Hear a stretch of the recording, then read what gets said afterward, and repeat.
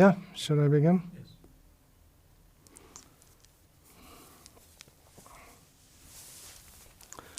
Om Jnana Timirandhasya Jnananjana Shalakaya Chaksha Militam Yena Tasmai Shri Gurave Namah. Nama Shrishtam Manum Api Shachi Putramatra Swarupam Rupam Tasya Grajam Uruparim Madhavim Kushtavati Radha Kundam Girivaramano Radhika Madhavasham Prapto Yatsya Pratita Kripaya Shri Gurum Vandeham Shri Guru Shri Ataf Pada Kamalam Shri Gurun Vaishnavanscha Shri Rupam Sagrajatam Sahagana Raghunatan Vitam Tam Sajiva Sadvaitam Savadhutam Parijana Sahitam Krishna Chaitanya Devam Shri Radha Krishna Padan Sahagana Lalita Shri Vishakam Hare Krishna, Krishna Krishna, Hare Hare. Hare Rama, Rama Rama, Hare Hare. All glories to Srila Prabhupada. All glories to Sri Guru and Sri Gauranga. Continuing the discussion of Sri Vishnu Sahasranama, the discussion of the name Bhakta-vatsala, the Supreme Lord who is protective, loving, nourishing, affectionate toward his devotees. And the example is given, the analogy is given of just like a cow toward the calf.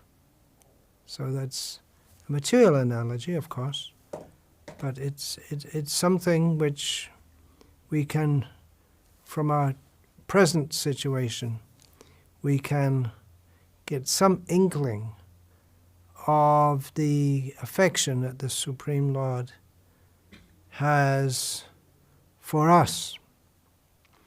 Now, in today's talk and discussing Bhakta-vatsala, I want to read a section of Srila Vishnu Thakur's Madhurya Kadambini, describing the experience of prema in the heart of a devotee, when Krishna manifests himself to the devotee, because this is the ultimate gift that Krishna gives to his devotee. He gives himself, which means love of himself. In Chaitanya Charitamrita, we find Bhajane Madhye Shrishta Navavidha Bhakti Krishna Prem Krishna Dite Dhare Mahashakti. Chaitanya Mahaprabhu explains that of all the different processes of devotional service, the 9 famous processes, as mentioned by Prahlad Maharaj, Shravanam, Kirtanam, Vishnu, Smaranam, Pada Sevanam, Archanam, Vandanam, Dasyam, Sakyam, Atmanivedanam. These are the best. And why? Because they give Krishna prema, they give Krishna. So they give Krishna, which means giving Krishna prema. They give Krishna prema, which means giving Krishna. They have great power to do so. So this is the ultimate manifestation of what Krishna gives us. He nourishes us, he protects us. Ultimately, he gives himself, he gives love of himself. And it's, Vishnu Thakur will describe how it's an overwhelming experience. It's this Yogiradhayan Nirvishesha Gyan Ekani Napai Stiti. I was quoting that yesterday, that what the yogis seek, what the impersonalists seek in their spiritual journey is peace. They want to get free from the ashesha, klesha, nishesha. This is the situation of material life. The unending, unlimited sufferings of material existence. So it's intelligent to want to get free from that suffering, to attain shanti, shanti, shanti. But as we will hear from Vishwanath Chakravarti Thakur, there's the ashanti, the non-peacefulness of a devotee, which almost seems to rip him apart. Emotions, his emotion. The yogis, their aim is chitta vritti nirodha, just stop all the activities of the mind and the senses, just stillness, complete stillness. But the devotee has a different experience, and we may not be there. We're all in the gutter, but some are looking up at the stars, said Oscar Wilde, an Irish poet who had no idea of devotional service, but he, like many people who didn't have any idea of devotional service, many intellectuals in the West, and not just intellectual, they're not just hardcore scientists or empiricists, they're romanticists. They have an idea of there's something sweet beyond the grind of everyday life.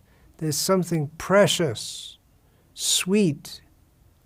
There is love, but unfortunately they didn't have information of Krishna. So we're all in the gutter. Yeah, especially those of us coming from the Western world. We're deeply, deeply in the gutter. But some of us are looking up at the stars. And as Krishna says in Bhagavad Gita, Nakshatra Maham Shashi, among the stars, I am the moon. So looking up at the star, looking up at the moon, Krishna Chandra. So this description is given, and maybe after hearing it, maybe we want shanti, or maybe we want a more subdued kind of love of Krishna. Maybe after hearing this we'll think, okay, Vaikuntha is good enough for me, because it's really intense. The kind of experience that Vishwanath Chakravarti Thakur describes, it's for those who are ready to accept what, as described in Chaitanya Charitamrita, it seems like poison. It's so intense, but it's actually the greatest sweetness. It's so intense that we can't be sure. Is it good or is it bad? It's overwhelming, and of course, we're simply reading about it. Vishwanath Chakravarti Thakur is experiencing it. And from his description, it seems that he's trying his best, being blessed with the full potency of Shuddha Saraswati, the potency of the Lord, by which she is Vak Devata. She is the goddess of speech. In the material world, there is Dushta Saraswati, which people are blessed with to develop material learning. But in the spiritual world, Shuddha Saraswati, she blesses the devotees with the ability to describe Krishna. But it seems that Vishwanath Chakravarti himself, in trying to describe this experience, he himself is struggling in the sense that it's indescribable, but he's trying to describe it. Anyway, let's get on with it. It's quite a long passage, so please be patient. Often when there are readings, the hearer's attention is not so focused. It seems that when there are readings, it's not as focused as when a speaker is speaking with his own flow. But please try to listen, because these are the words of a great Acharya, and giving us some idea of where we're supposed to go. What Chaitanya Mahaprabhu wanted to give. We're not supposed to remain in the gutter forever. Let us aspire to follow in the footsteps of the great Acharyas, who came to this world from the land of Prem, bringing with them the full treasure of Prem, Jayanelo Prema Dhana, Karuna Prachur, that we sing on the disappearance day of great Acharyas, that they came bringing the great, out of their tremendous mercy, they came bringing the great treasure of Prem, Krishna Prema. So, Vishwanath Chakravarti Thakur describes the situation of someone who's on the threshold of Prem. He's in the situation where he finds that there's no taste in material life, rather the opposite. Whatever he previously thought of as being very valuable, very important, very dear, it becomes totally distasteful to him. His whole experience of trying to enjoy this material world through his senses, it becomes totally as if repulsive to him. Then what happens? Then Prem, just like a magnet. Krishna means who attracts. Akarshan means attraction. So from the same root, we have Krishna, who's all attracted. So Krishna, like a magnet, the Prem, the love of Krishna, it's the magnetic force that attracts us to Krishna and attracts Krishna to the devotee. Sometimes we may have seen that the magnet, there's a magnet and there's a metallic object, and they move towards each other. So Krishna is attracted to the devotee's devotion and shows himself to the devotee. We have the description of Krishna showing himself to Narad. At that time, when Krishna sees the devotee, then all of the senses of the devotee become absorbed in Krishna. His eyes to see Krishna, his ears to hear Krishna, his sense of smell to smell Krishna. He wants to taste Krishna with his tongue, and he feels all his senses to be inadequate. Rupa Goswami also prayed, I wish I had crores and crores of tongues and crores of pairs of ears to chant and hear the holy name of Krishna. So all of Krishna's attractive qualities, they become as if imposed on the devotee, and the devotee is relishing the extreme. We're using the word extreme, but we have no idea what it's beyond the imagination. The sweetness, the fragrance, the youthfulness, everything about Krishna is so overwhelmingly attractive. And then it's not that it's just like that, but it goes on moment by moment increasing. And Vishwanath at the beginning of this description says that, I'm trying to describe this in poetic words, but it's an ocean of transcendental bliss, and it's not possible to explain. But he's doing his best. He gives an example, just like in the hot season. Now here in India, we're in the hot season. It's the middle of April by the Western calendar. It's hot. It's very hot. We can imagine, or we don't want to imagine, but The example is given, going on a path in the desert.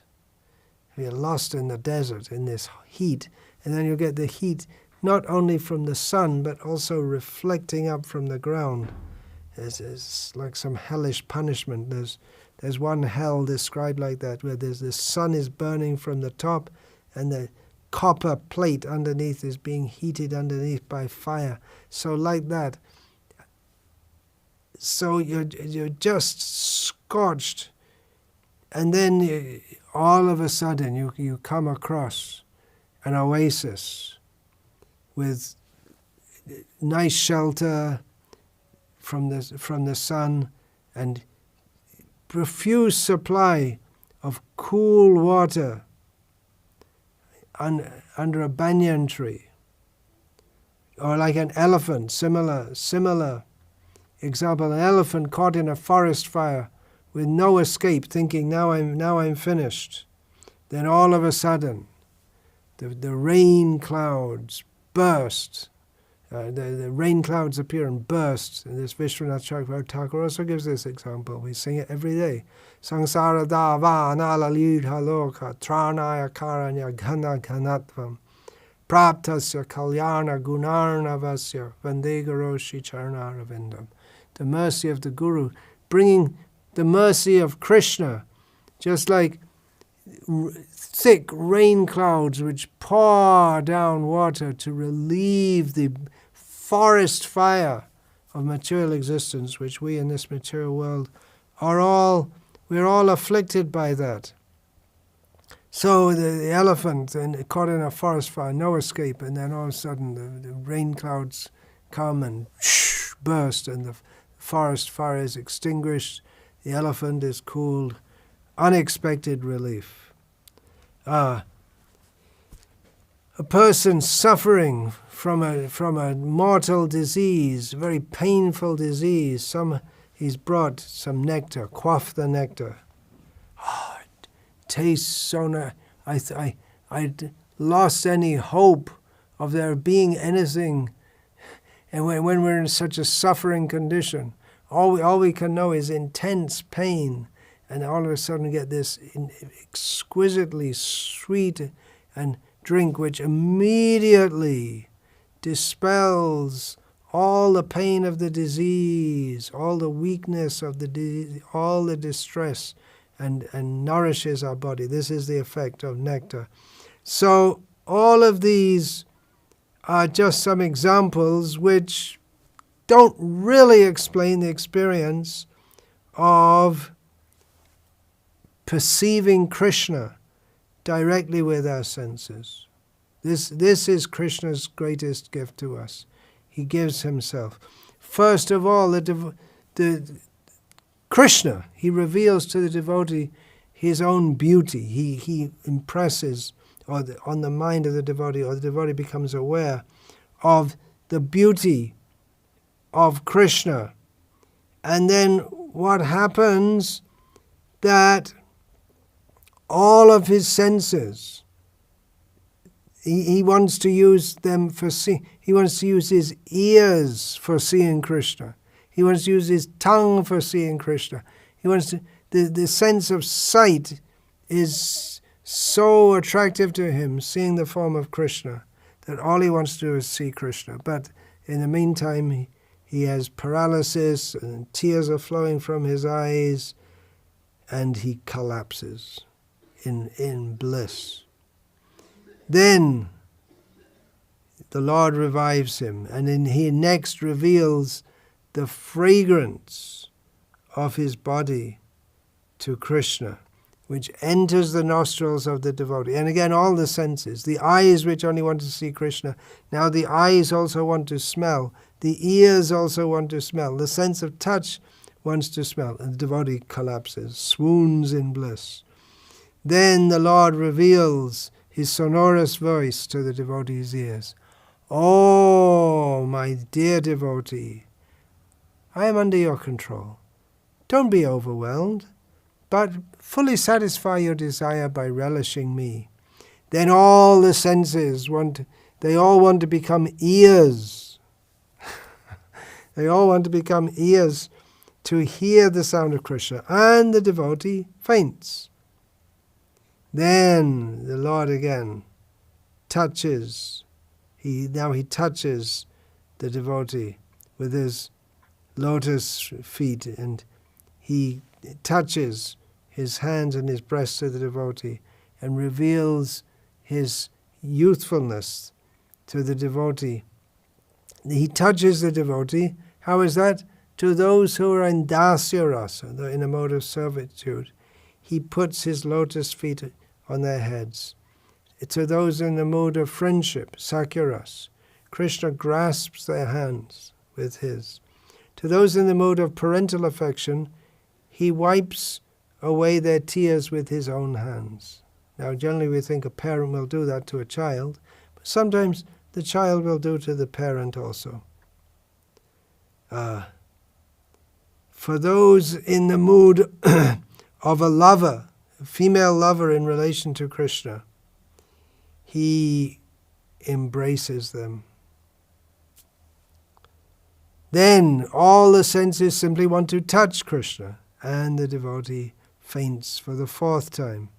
And then Krishna gives the devotee the taste of his own lips. That's only for those who are in the mood, the loving mood of a female lover. And then the devotee takes all the senses, simply want to taste Krishna's lips. This is the description of Vishwanath Chakravarti Thakur, and then faints again, because it's just too much. The experience is just more than the devotee, his physical frame.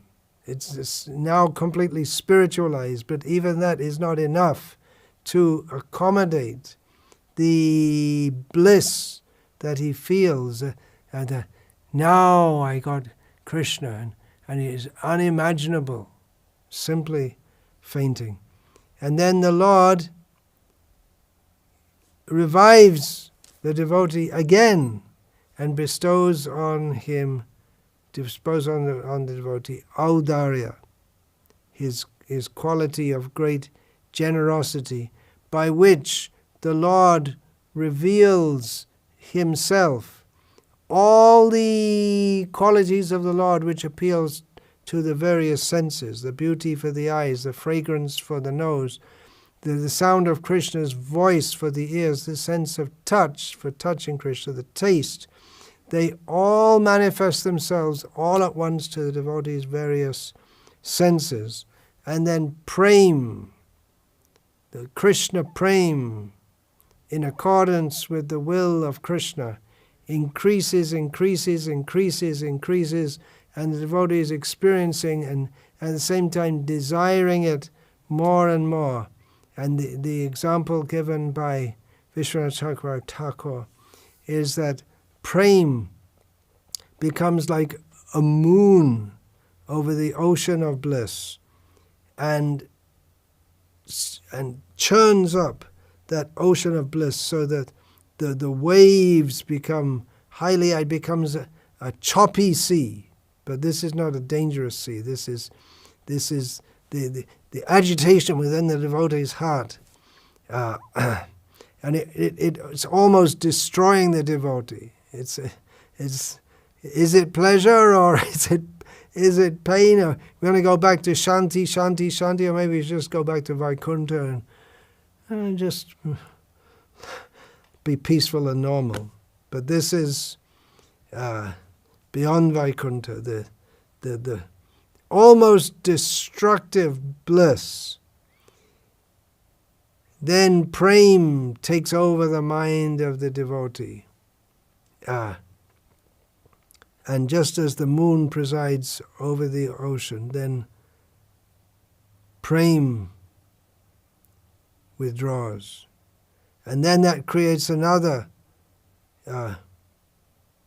kind of friction. There's been another kind of friction, that all the different tastes. I want to see Krishna, I want to hear Krishna, I want to taste Krishna. And in this way, there's competition between all the different ways We want to relish Krishna all at once. Remember, we're all in the gutter, but we should look up at the stars. We're not going to go there just by hearing about it. We have to follow our sadhana, serve Krishna, become free from all material desires. But this is where we are meant to go. Vishnu Thakur is revealing to us something of his own experience. And then the power of prema allows the devotee to experience all these different tastes simultaneously. And it's not that any one of them becomes...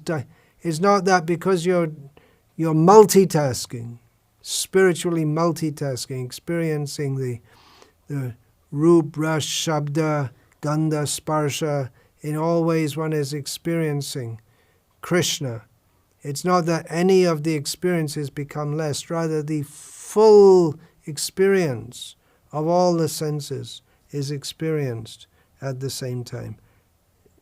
And Vishnu Thakur in this regard uses the word achintya. It's inconceivable. It's something to be experienced. That you can try to explain it, but ultimately it's something to be experienced. And the devotee is trying to experience it more and more, all the different things, all at once. Just like the example Vishnu Thakur gives is like a chatak bird who's waiting in this hot season.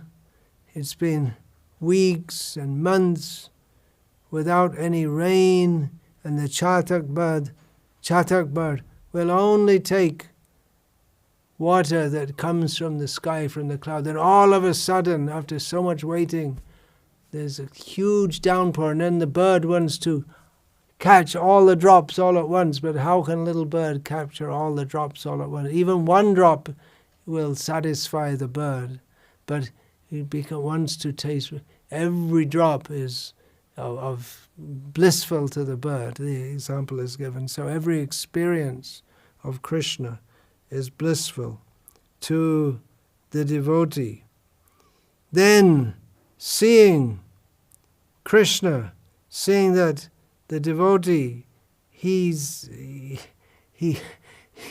can't handle it. He's after all a jiva. How much prema can he take?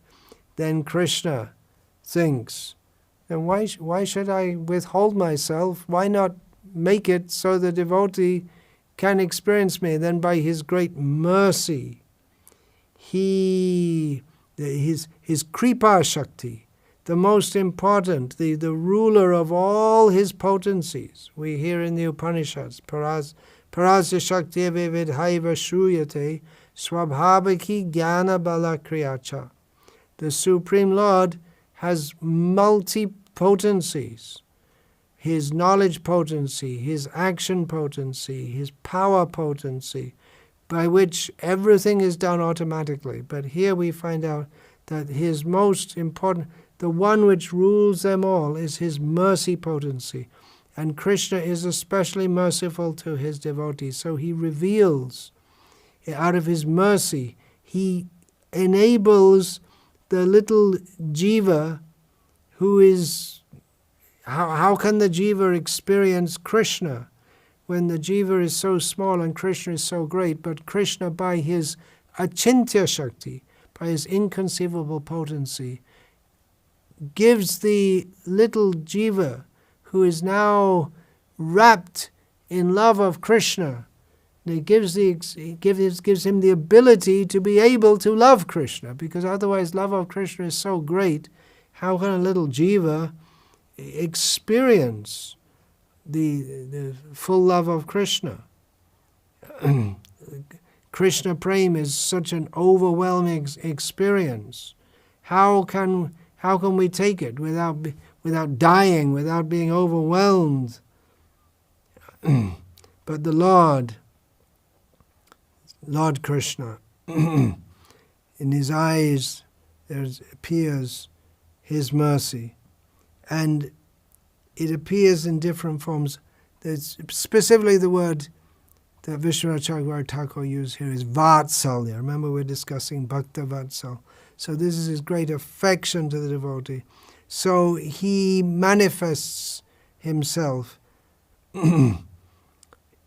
as the master to the devotee who wants to relate to him in the mood of a servant, as a friend in the mood of someone who wants to relate to him as a friend, and so on. And especially, this is his great mercy, and especially in relation to the devotees who are in the mood of love, of, what should we call it, romantic love, erotic love. Srila Prabhupada uses the term conjugal love. That, particularly that approach to Krishna of romantic love, sexual love, if you want to. Yeah, it's Adi Rasa. Vishnu Thakur uses that term. We find in the Srila Prabhupada's commentary on the very first verse of the Bhagavatam, Adi Rasa, the transcendental sexual love. So when a devotee approaches Krishna in that mood, then what to speak of the devotee's heart becoming melted and completely attracted by Krishna. Krishna's own heart becomes completely melted and attracted by the devotee. And in various ways, in different moods of the devotees. We talk about Dasya Bhav, Dasya Rati, Sakya Bhav, Vatsalya Bhav, Madhurya Bhav, the different kinds of relationships with Krishna. But it's not that it's you're in some box and everyone's all the same. They're all mechanical servants or friends, because everyone has a different mood. And the basic sthai bhav, for instance, friendship. Just like Balaram is in a mood of friendship, but he's also, among all the friends, Balaram is the number one. So Balaram loves Krishna, basically in the mood of friendship, but is mixed with a kind of Vatsalya. He's also like a superior, protecting Krishna, and also somewhat with Dasya, because he's also in the mood of a servant to Krishna.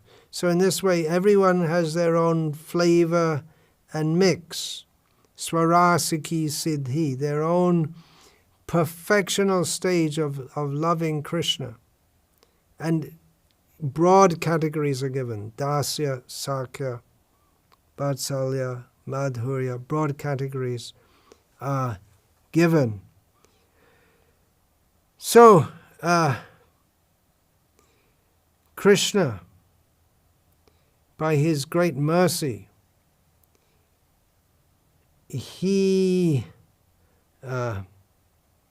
manifests within the hearts of the devotees, and even Atma Ramas Chamunayo Nigranta Apyarukrame Korvantya Haitu King Bhaktim Itam Bhuta Guno Hare He. Even those who are Atma Rama, even those who made it to the platform, Shanti, Shanti, Shanti. Now I'm fully satisfied in myself. Ah, very nice. But even such persons, the transcendental qualities of Krishna attract even someone who's prashanta, nishesha, manoratantaram, who's fully freed from the somersaults of the mundanely influenced mind, who is now completely satisfied. But Krishna attracts even such a person by his transcendental qualities and astonishes them. This is Adbhuta Rasa, is given as a secondary rasa, Adbhuta Rasa, the sense of wonder. But Adbhuta, this sense of wonder, is the specific characteristic of all rasa, something wonderful, just like every time the devotees see Krishna, they say something new, fresh, wonderful, as if they, amazing, as if never seen before, amazing, and how blissful, how wonderful. So this is Krishna's, in this narration in Madhurya Kadambini, Vishwanath Chakravarti Thakur refers to this is Krishna's Bhakta-vatsala, his great affection to his devotees. This quality of affection for his devotees, that is like an emperor which rules over all good qualities, just like in the first canto of Bhagavatam it's described that all good qualities reside in Krishna, qualities such as satya, truthfulness, shocha, cleanliness and purity, daya, mercy, tapas, austerity. So, but all these good qualities, presiding over all of them is Krishna's Bhakta-vatsala, his greatly affectionate love for his devotees. And all these other qualities, they're simply assistants to Krishna's quality of his loving affection for his devotees. And as far as there are condemned qualities also. We just discussed these the other day, how what seem to be bad qualities, they become good qualities in Krishna. So illusion, laziness, error, intense longing, fickleness, arrogance, envy, violence, exertion, lamentation, dishonesty, anger, longing, fear, partiality, and dependency. These material qualities are not present in the body of the Lord, but by the agency or for the sake of this Bhakta-vatsala, Krishna, especially in his more human-like avatars, Rama and Krishna, these qualities become manifest, but for the sake of enhancing Krishna's love for his devotees. And now these faults become qualities. And in a previous talk, I read about that, how the apparently bad qualities become good qualities when they're exhibited, when they're manifesting Krishna for the sake of pleasing his devotees. Because everything Krishna does is to enjoy himself. And how does he enjoy himself? By pleasing his devotees. And how are his devotees pleased? By Krishna. They simply want to please Krishna. And devotee simply wants to please Krishna, and Krishna simply wants to please the devotees. This is the loving competition which goes on. So the devotee is going on and on and on, is seeing the Lord, hearing the Lord, touching the Lord, tasting the Lord, smelling the Lord, and it is just going up and up and up and up and up and up in his experience. We can simply imagine. We can hardly imagine, but we can begin to imagine because Vishwanath Chakravarti Thakur has kindly revealed this to us. So the devotee's heart is melting away, and at the same time experiencing all this, and at the same time contemplating how merciful is the Lord, how much he is Bhakta-vatsala, that even I hardly have any love whatsoever, but the little glimmer of love, something is there, and Krishna is just overwhelming me. How much Krishna is Bhakta-vatsala, the devotee is thinking. And then the Lord says to the Krishna, from his own kindness, says the devotee, "Oh, you are such a good devotee. For so many births you renounced the pleasures of home, wife, wealth, children, and all these simply for the sake of serving me. You went through so many miseries, so much difficulty you accepted, sometimes cold, sometimes heat, sometimes hunger, sometimes thirst, pain, disease, taking to a life of begging, being scorned by other people. What can I do for you? I can't give anything to you. You have so much pleased me. I've become your debtor. This is Krishna speaking to the devotee. And I could give you I could make you the Lord of the universe, or make you a great mystic yogi, but you're not interested in that. You give to a hungry man some straw which is suitable for cows. What's he going to do with that? So if you're a materialistic person, so many materialistic people come to Krishna. They want dhanam, janam, sundari, but a devotee already finished with why this wealth, women, followers. What can I give you? Krishna says. It's a simple thing. People come to the temple, they come to the mosque, they come to the church, they pray, give me this. Okay, all right, you want it? Okay, take it, all right. And the devotee comes, I only want you, and what can I give?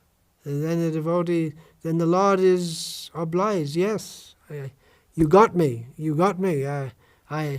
I say, ye yatamang prapadyante tangs tataiva bhajami aham. I give myself, I reciprocate with my devotees. And devotees say, well, I want to give myself to you fully. And then what have I got to, what can I give in recompense? How can I reciprocate? Then I can only give myself to the devotee and become conquered by the devotee. And then the Lord becomes the devotee of his devotee. And then the devotee, hearing these very sweet and affectionate words in his ears, the devotee says, oh, you are my master. You're an ocean of mercy. And how deep is the ocean? Maybe nowadays the scientists, they're always trying to do all kinds of things. What do they call it? A bathyscope or something? They go down, down, down and try to plumb the depths of the ocean. But if you're on a boat, you can't find how deep does it go? Maybe previously people, they let down chains or something to try to, but they can't find how deep does the ocean go. So Krishna's mercy, it's like that. We can't find the bottom. There's no bottom to it. Even if we think we've found the limits of Krishna's mercy, then Krishna's mercy will expand more. The devotee says, I was being eaten, I was being attacked, devoured by the crocodiles of the sufferings of material existence, endless birth and death. It's in the terrible current of material existence, and in that water there were the crocodiles of material miseries. And you, simply by your glance, you saved me from that. This is reminiscent of Gajendra, one of the most famous narrations, how the devotee even had come down to the level of being a dumb animal, but Krishna personally came to save him. Unfathomable mercy of Krishna. You are beyond all the material planets. What have you got to do with me? It's here in this material world. But your heart is soft like butter, and it melts with compassion. Little, even the slightest fire of love for you, and your heart melts with compassion. The devotee is praying to the Supreme Lord. In the form of the Guru, you destroy ignorance and lust which keep us from you. And then with the just like your wonderful form is like the Sudarshan chakra, which again reminding us of the Gajendra Leela, you cut those crocodiles and free me from the clutches of their teeth. If a crocodile catches your arm or your leg, you're finished. You can't get free. What are you going to do? Only way, Sudarshan chakra will come, cut the head of the crocodile. So there was my desire to serve you, just like a maidservant serves you. So you, as the Guru, you gave me the syllables of your mantra. You destroyed my suffering, and then you gave me the process of constant hearing and chanting and remembering your qualities and name, and purified me. We should go on with this. That day will come. Kobe hobe bolo shede nama, amar aparada gucci, shuddha nama ruchi, kripa bole hobe hridaya sancha. That day will come. If we go on with this process of hearing and chanting, trying to become free from offenses, Bhaktivinoda Thakur is praying, when will that day come? The holy name will manifest in our hearts. And then from Nam, Guna, Rupa, Leela, Krishna will manifest himself in all his aspects to us. That day will come. We should go on. We're in the gutter, but we shouldn't remain. Let us go on chanting. Let us stick to this process of Krishna consciousness. And then, Atashri Krishna Nama Adina Bhavad Grahyam Indriyai Sevon Mukhe Hijivada Swayameva Spiratiyada. The day will come when Krishna will reveal himself to us. There's no material means to understand God. Someone asked me to debate with some atheist. What are you going to debate? You can. People are debating with atheists. Theists are debating with atheists, but it's like bringing a halogen lamp to a blind man. What's he going to see? Actually, maybe a blind man can see some experience. Even if he can't see form, he can see some light. So at the most, they can go to the impersonal Brahman. It requires the mercy of Krishna, and when one can begin to see him.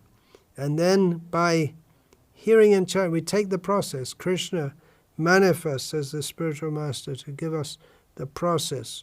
But go on.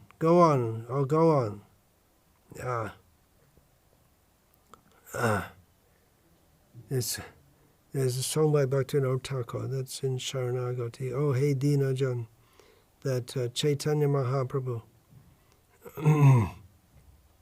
he has come in this Kali Yuga to lift up so many fallen people. So you can also, Tumi Ojaya, you also go get that mercy. Oh, hey Dinajan, in the form of the Guru, Chaitanya Mahaprabhu comes and gives us the process. You do the chanting, you go on with it, keep on doing it. And this way, by going on chanting and hearing, Krishna will reveal himself. The suffering will go away, and gradually the remembrance of Krishna will come. And again, by association of devotees, we get the spirit and understanding of how to serve Krishna. We may say how to serve Krishna. Okay, sweep the floor, but it's not just sweeping the floor, but it's the whole attitude of serving Krishna. So the devotee prays that I'm very stupid, I'm very fallen, I'm the lowest, and I haven't done any real service to you. And actually I'm a miserly, selfish person. I deserve to be punished. But showing yourself to me, you have made me drink nectar. This is the attitude of the devotee. And you've shown yourself to me, I'm feeling such bliss, but at the same time I'm feeling so bad in my heart when you, Krishna, are saying to me that now I am indebted to you. Now, what should I do? What should I do? You, Krishna, are being so kind to me, but if I think back, how how many offenses have I committed? On and on and on, life after life. I can't even begin to remember them, and if I simply begin to remember them, my heart hurts. And Krishna, you're so kind. I can't even count all the offenses. But let me suffer. The devotee says, let me suffer for the reactions to those offenses. What offense? For instance, now the devotee starts to think, I compared the beauty of your limbs to the beauty of the monsoon cloud. That's an offense, because your limbs are so much more beautiful. It's just ridiculous to compare you to the monsoon clouds. I compared your beautiful lotus feet to newly sprouted leaves, but this is ridiculous. And I'm trying to give some analogy, but it's like taking a few burned mustard seeds and comparing them to a golden mountain, or a chickpea in comparison to a touchstone, a jackal in comparison to a lion, or a mosquito in comparison to Garuda. What are these analogies? By trying to praise you, because the analogy is so inadequate, it's more like an unintelligent offense. I'm trying to glorify you with some poetry. And common people may think, yes, very good. But actually seeing your form, I realize I should be ashamed. I shouldn't. I'm trying to describe you with my own words, but it's like the tender plant is like a cow comes and eats the example. Another example given, like the cow comes and eats the plant, but your beauty is like a creeper, and I shouldn't try to eat it up. So in this way, the devotee praises the Lord, and the Lord becomes more pleased with the devotee.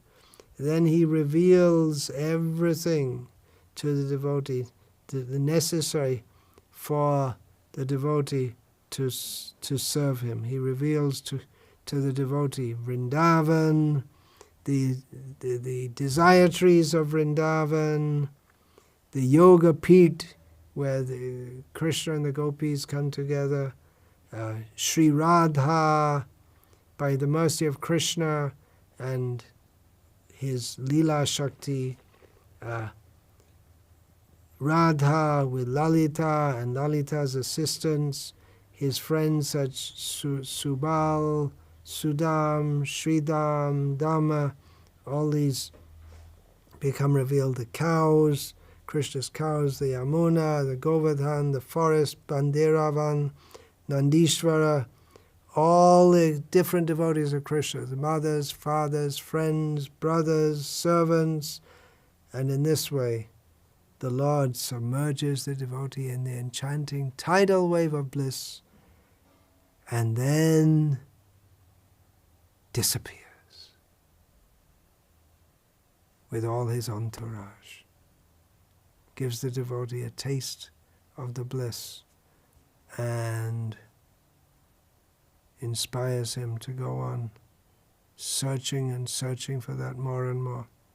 And eventually the devotee, when he's ready, fully purified, takes birth in a family in Bhoma Vrindavan, in Vrindavan revealed on this earth, and serves the Lord in Vrindavan in that situation before final transfer to the spiritual world, Golok Vrindavan.